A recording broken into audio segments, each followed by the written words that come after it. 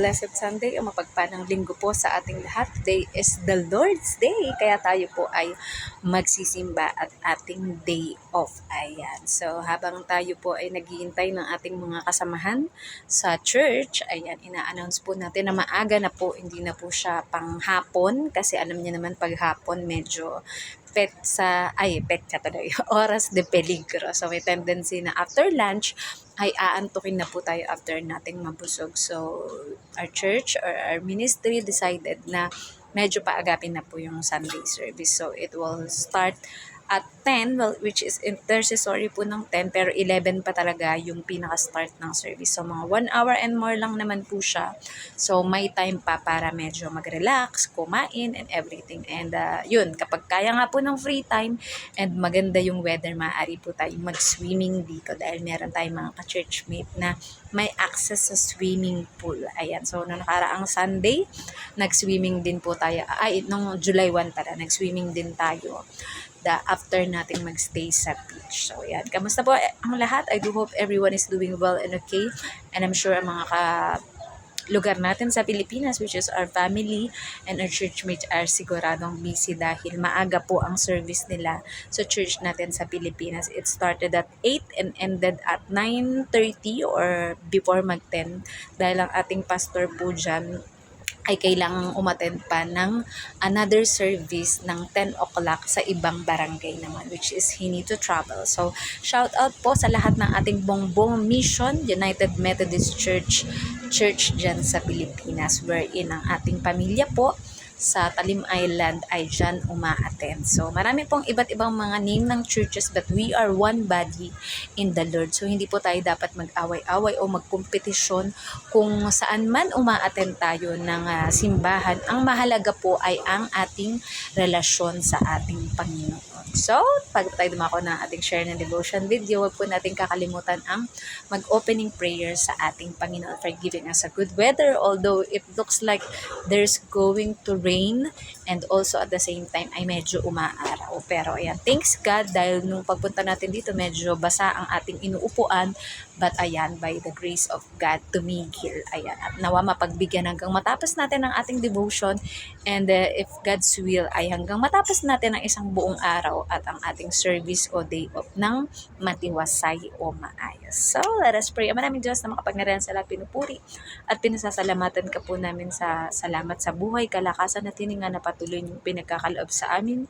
Gayun din po sa mga answered prayer na you know our heart's desire, Lord. Panginoon, na bagamat hindi man ito sabihin ng aming bibig, ngunit ipinagkakaloob at binibigay niyo po. Salamat sa protection, provision, godly wisdom, promotion, Panginoon, at gayon din sa mga testing, trials, and problems na aming pinagdadaanan, Panginoon, na tunay nga, Panginoon, na nakakapagpalakas ng aming pananampalataya at pagtitiwala sa inyo, Panginoon, that we know that you are the God, our loving Father, who will never leave us nor forsake us, Panginoon. At sa gagawin naming devotion na ito, Panginoon, we rebuke all the distractions, Panginoon, na gagawin ng kaaway upang mapigilan ang pagbabahagi ng inyong ebanghelyo, good news or gospel sa lahat ng tao. Panginoon, may this video reach many people, Panginoon, na sa kanilang puso at isip, sila ay naguguluhan, sila ay nahihirapan on how to understand and to know you, Lord God. May your light shine upon us, Panginoon, and the glory alone belongs to you, Lord God. We must decrease, Panginoon, at ikaw ang dapat na mag-increase, at your glory should shine into what we are doing, Panginoon. Let us be an instrument, Panginoon, and a humble servant of you, sharing your gospel and good news to everyone, especially to those who are really in need, whether it's physically, emotionally, spiritually, Lord God. Truly, kayo po ang may kakayahan na makapagpabago ng paniniwala ng bawat isa, Panginoon. And we pray, Lord God, for a good weather, Panginoon, na sa ginagawa namin ito, Panginoon, ikaw ang mag-glorify, Panginoon. Gamitin niyo po ang bawat isa sa amin as an instrument to outreach those who are lost, Panginoon, who don't know where they are going, who don't know about your word, who don't know about the saving grace and the salvation that you freely give to us, Panginoon. Only if there will be people who will share this to them, Panginoon. At gayon din po Panginoon, walang sawa ang aming pasasalamat sa tinapos na gawa ng Panginoong Yesus sa krus ng Kalbaryo o Golgota sa pagliligtas sa amin sa pinakakinatatakutan ng lahat, ang kasalanan at ang kamatayan, Panginoon. Because as you say in your word, for the wages of sin is death, Panginoon, but you have given us eternal life, Panginoon. Salamat sa Panginoong Yesus. We love Him, Panginoon, and may we glorify Him by delivering your words by the wisdom that you have given us, Lord God. Kaya din po, Panginoon, we pray, Lord God, at nagpapasalamat din kami sa Holy Spirit o banal na Espiritu, Panginoon, na siyang lumulukob sa amin upang hindi lamang ang kaunawaan tungkol sa inyong mga salita, ngunit ang lahat ng aming gagawin, sasabihin at magiging pakikitungo sa aming kapwa ay may gabay ninyo, Panginoon. We honor you, we love you, and we glorify you. This we pray in the name of Jesus Christ. Amen. Ayan, so dumako po tayo sa Lucas 24:22. Ito po yung sinasabi. Nabigla kami sa ibinalita ng ilan sa mga babaeng kasamahan namin. Maagang-maaga raw silang nagpunta sa libingan. Message, nabigla nga daw ang mga alagad na iyon sa ibinalita ng mga babaeng kasamahan nila. Dahil maaga pa daw ay nagpunta ang mga iyon sa libingan ng Panginoon. Application. Dahil nga hindi pa talaga totoong kumbinsido ang mga alagad na lalaking ito sa mga sinabi ng mga kababaihan na pumunta sa libingan ng Panginoon. Kaya naging totoo sila sa pagsasabi sa Panginoon ng kanilang saloobin na pagkabigla at pagdududa. Kung tunay o totoo nga ba ang sinabi ng mga kababaihang kasama nila. Ganyan kasi tayong mga tao. To see is to believe. At minsan, kahit may nakakita o nakasaksi na, hindi basta maniniwala hanggang di muna napapatunayan ng lubos. So, purihin ang pagkabasa ng mabuting balita ng ating Panginoon. So, di ba talagang kitang-kita mo na during the patriarchal time ng Israelita or mga Hudyo, hindi talaga nila agad pinapaniwalaan ang mga sinasabi ng mga babae, whether it is the true witness or tunay na naka-witness ng mga pangyayari. Which is yun nga, sinabi nila, di ba, na muling nabuhay na nga raw ang ating Panginoon at sila lang naman bilang mga babae talaga ang may karapatan na maglinis ng bangkay ng ating Panginoon ng any na mga namamatay during their time because trabahong babae yun, di ba?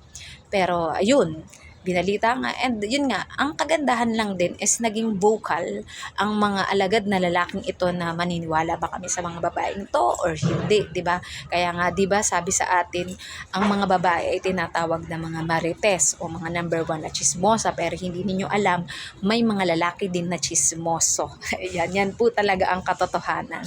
Pero sabi nga, kung ikaw man ay magkakalat ng balita, nawa ito ay pawang katotohanan. So, yun, ang mga kababaeng ito, very boldly, they say the truth that what they see and what they hear mula sa mga anghel ay sinabi nila sa mga alagad na lalaki na to. And yun nga, dahil hindi pa totally convinced or hindi pa kumbinsido ang mga lalaking ito, kaya vocally, sinabi din nila sa Panginoon na yun yung nararamdaman nila, di ba? So, ganun naman kasi tayo. Once we feel something into ourselves, Lord, hindi po ako okay. Pinapakita ko lang po sa mga tao na okay ako, pero sa loob, sobrang durog na durog at ang sakit po ng nararamdaman ko. May narinig po akong mga salita na nakakapagpasakit sa akin. I want to cry it out. All out to you, di ba? Ganun lang naman ang Panginoon. Iniintay lang niya na maging honest tayo sa Kanya. Hindi yung pag sa tao kasi kayang-kaya mo mag-pretend na, ay, okay lang ako, mga kapatid, I'm blessed, ganyan. Pero sa loob mo, di ba, talagang halo-halo na yung emosyon mo na, paano ako makakapag-provide sa pamilya ko? May ganito akong pinagdadaanan, iniwan ako, niloko ako, nadaya ako, 'di ba? Tapos ang gulo ng buhay ko. Kanino pa ba ako lalapit, 'di ba? And that is the main intention na if people fail to support you, to listen to you, to help you, laging nandyan ang Diyos para tayo ay tulungan. Sabi nga, the Lord will never leave us nor forsake us. Diba? Sinabi niya yan kay Joshua. Dahil kahit si Joshua ay bata pa, siya yung naging ancestor ni Moses para pamahalaan ang mga Israelita upang madala sa promised land, 'di ba? Na sabi nga, walang pinipili ang Diyos, bata ka man, matanda, mahirap o mayaman, as long as you're willing to be boldly honest sa ating Panginoon. Nasabi ko nga dun sa naging devotion natin kagabi na once we give our petition to the Lord, diba, through prayer, dahil syempre wala naman tayong ibang way of communication sa ating Panginoon. Maaari siyang sumagot through His Word, through the Bible, diba, dahil alam natin yan ay kinalugdan at kinasihan ng Panginoon. Ito ay nalathala o naisulat in a different language. Sabi nga, iyan ang pinakakaibang libro dahil sa lahat ng libro, yan yung maraming mga translation as times goes by para lubos na maintindihan o maunawaan ng bumabasa, diba? So, grabe, so amazing talaga ang word ni Lord. And ayun na nga, diba? Tayo ay be honest to the Lord with a humble heart, with humility, na kapag nag-pray tayo kay Lord, hindi agad natin sasabihin na, Lord, kailangan ko agad ng answer, kailangan ko agad ng katuparan sa pinagpe-pray ko na to. Halimbawa, I'm in need of financial, Lord God, gusto ko in an instant nandyan agad yung pera, di ba? Pero hindi. It teaches us to be patient. It teaches us to humble down dahil humihingi ka nga di ba? So, dapat maghihintay ka kung kailan kayang mabigay ng Creator, ng ating Diyos, at ang mga gagamitin niyang tao o sitwasyon para ma-provide yung pangangailangan mo. Hindi mo dapat nirarush ang Panginoon. Dahil sabi nga, ang Panginoon ay hindi sakop ng time and space. Dahil siya nga yung lumikha ng lahat, diba? Kung matatandaan natin sa Genesis 1:1, in the beginning, God created the universe. Ayan, ang lahat ay nilikha ng Panginoon. Dati ito ay purong kadiliman lamang, all darkness. Pero dahil sa isang salita ng Panginoon that let there be light, biglang nagkaroon ng liwanag, diba? Kaya ngayon meron tayong nararanasang day and night. Pero dati, dark lang, walang mga buwan, walang everything, di ba? Kaya nga ang naging creation is 6 days and on the 7th day, the Lord rests. At kaya ang 7th day, anything na 7th day mo, it's a day of rest. Dahil nais din ng Diyos na 6 days ikaw ay gagawa, pero there is a specific 1 day that you will rest. Ayan. Kaya ngayon tayo ay resting natin ngayon because it's Sunday and it's time to glorify the Lord and we come to know more about the Lord through His Word, diba? At maaaring dyan natin makita ang answer sa ating mga panalangin. And yun nga, mapanghahawakan natin ang mga promise ni Lord na yun na nga isang word ni God that I will never leave you nor forsake you, diba? Tapos yung favorite ng lahat, ang John 3:16, that for God so loved the world that He gave His only begotten Son, that whosoever believe in Him shall not perish, but have everlasting life. Ayan. Kaya, if you want to know more about the Lord, about our Lord Jesus Christ, about the creation, and all the people on the Bible, maaari kang makinig ng mga preaching or to really meditate the Word of God. Sabi nga, meditate the Word of God day and night. Pero pag kaya lang ng time natin, because syempre tayo bilang OFW may trabaho, kaya kapag free time natin talaga at peace ang ating isip, ang ating puso, to really absorb the Word of God, tsaka lang tayo nakakagawa ng devotion. But ayan, thanks God for the time, for the rest, para tayo ay makapagbulay-bulay ng kanyang mga salita. Ayan. So, kung kailangan natin ng fruit, isa pa lang na proof ay dahil humihinga pa tayo at nabubuhay, that only shows that God loves us and God is a good God all the time because tayo ay nabubuhay pa rin at mahihinga. Hindi tayo patay, hindi tayo may sakit, hindi tayo although mapagdadaanan natin ng iba't ibang klase mga problema or struggles in life, but the Lord will make us keep going. Ayan. Kaya nga dapat before you sleep and after you wake up, each and every time of our life, we need to pray and be thankful to the Lord dahil tayo ay nabubuhay pa. Dahil ito naman ay libreng regalo niya sa atin. Gayon din ang kaligtasan na libre niyang pinagkakaloob.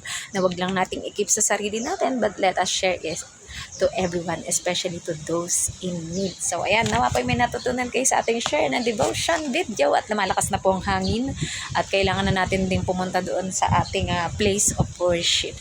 Inintay lang natin kung meron tayong mga kaibigan o friends na darating para ating masundo at maisama sa ating venue. So, let us all close this into our closing prayer. Manaming Diyos na makapangyarihan sa pinupuri at pinasasalamatan ka po namin. Salamat po sa inyong mayamang salita na aming napagbulay-bulayan, Panginoon, na tunay nga na kung sa mundong ito ay mahirap para sa amin ang maniwala sa mga nangyayari, Panginoon.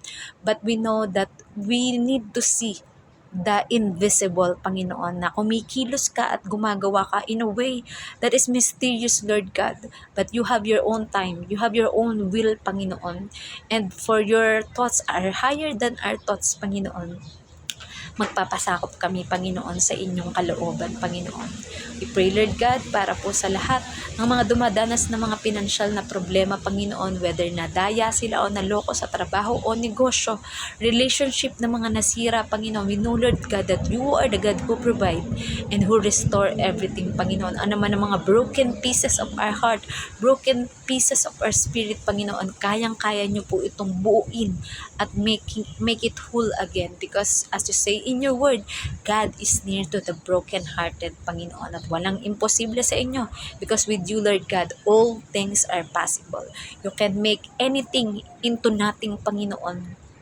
Kaya ang lahat ng ito ay sisiw lamang o no match sa inyong kapangyarihan, Panginoon. We also pray, Lord God, para sa lahat ng may mga sakit at karamdaman, Panginoon, whether it's physically, mentally, emotionally, or spiritually, Lord God, na kung paano nyo kaming pinagaling sa aming kasalanan, Panginoon, once we accepted you as our Lord and Savior. Ang anumang sakit at karamdaman ay kayang-kaya nyong pagalingin, Panginoon, whether it's matagal or in an instant, Panginoon, but you have your own ways, Panginoon, to make it happen and to prevail it, Lord God. Kaya din po, Panginoon, kung ang inyong magiging sagot, Panginoon, sa aming panalangin na healing, Panginoon, na yung eternal rest or eternal healing, Panginoon, upang makasama na kayo ng mga kakilala namin mahal sa buhay o maging kami sa inyong kaharian, Panginoon, ay let yung mga maiiwan po, Panginoon, to have comfort, Panginoon, and to know that we are resting in your kingdom, Panginoon. We are happily resting and we are at rest in your kingdom, Panginoon. Gayun din po, Panginoon, we pray, Lord God, para po sa lahat ng pastors, priests, evangelists, prophet, teachers, missionaries, mga OFW who are reaching the whole world, even to the very end of the world, Panginoon, mga remote area, Panginoon, that you will provide for them and for their family. You will bless all the vehicles that they will use sa himpapawid or air, sa lupa or land, Panginoon, or sa dagat or sea, Panginoon, that you will protect each and everyone, especially if we are doing the Great Commission to go therefore and make disciple of all nations. Because we know, Lord God, na Emmanuel, kasama ka namin lagi, Lord God, sa bawat stages at bawat moment ng aming buhay, Panginoon. We also pray, Lord God, para po sa aming bansang Pilipinas, Panginoon, that we kneel down into prayer, Panginoon, ang lahat ng mga leader o mga sangkot, Panginoon, sa korupsyon o mga ginagawang anomalya sa aming bansa. Reveal them, Lord God, and let them repent, Panginoon, at pagsisihan at pagbayaran ang mga ginagawa nilang ito, Panginoon, upang sa gayon, Panginoon, ay maranasan ng aming bansa ang kaunlaran, Panginoon. Let the Philippines have its economic growth, Panginoon, not only economic but spiritual growth, Panginoon, na kung saan, as what we are all praying, Panginoon, that you will raise up leaders, Panginoon, na may divine fear, divine faith into you, Lord God, nang sa gayon na hindi sila makagawa ng mga gawain, Panginoon, na makakasira sa aming bansa at sa bawat mamamayan ng Pilipinas. Let every family be reunited, let every family be restored, let every relationship be restored, Lord God, and surrendered into your mighty power, Lord God. Nang sa gayon, Panginoon, ay mararanasan ng bawat isa na hindi na magkakahiwa-hiwalay ang bawat pamilya, hindi na magkakasira, hindi na mag-aaway-away o magkakagulo, Panginoon, but there will be peace, unity, loving, and forgiveness to each and everyone, and especially to have a deeper relationship with you, Bible study in every family, in every community, in every place, Lord God, for the Philippines to be strong and mighty and powerful Christian nation again, Panginoon. And we pray, Lord God, para sa bansang ito na Hong Kong, Panginoon, sa aming mga amo, Panginoon. Thank you, Lord, for their life, Panginoon. May you continue to bless them spiritually, financially, Lord God, at sa kanilang pag-aaral ng aming mga alaga, Panginoon. We know, Lord God, that you will provide for everything that they need, Panginoon, sa kanilang trabaho o workplace, Panginoon, and sa amin ding trabaho sa kanila, that there will be harmonious relationship into the family, Panginoon, na aming pinaglilingkuran. At sinabi nga na hindi nyo kami ilalagay sa isang lugar kung wala kayong greater purpose, Panginoon. And we know, Lord God, that Hong Kong will have a deeper relationship with you, Lord God, at mas lalo pang dadami ang nananalig at sumasampalataya sa inyo sa bawat bansa. We also pray, Lord God, for Israel, Panginoon, na mga Hudyo ay tatalikod sa kanilang paniniwala sa iba't ibang mga Diyos, Lord God, or Diyosan, Panginoon, and they will believe in the one true God, and they will accept your Son, Jesus Christ, as their Lord and Savior in their life, Panginoon. At kami, sama-sama ang buong mga bansa, kahit sa iba't ibang mga planeta man yan, Panginoon, o sa buwan, na merong mga tao, Panginoon, na sasampalataya at mananalig sa inyong bugtong na anak na si Jesus, Panginoon, bilang Diyos at tagapagligtas ng kanilang buhay, Panginoon. At patuloy na aasa, magtitiwala at mananalig sa inyo, Panginoon, that you know what you are doing, Panginoon, and you are in control of everything. We give back all the glory, all the praises and honor to your mighty name and to our Lord Jesus Christ. This we pray in the name of our Lord Jesus Christ. Amen. Bye-bye pa sa ating lahat and God bless.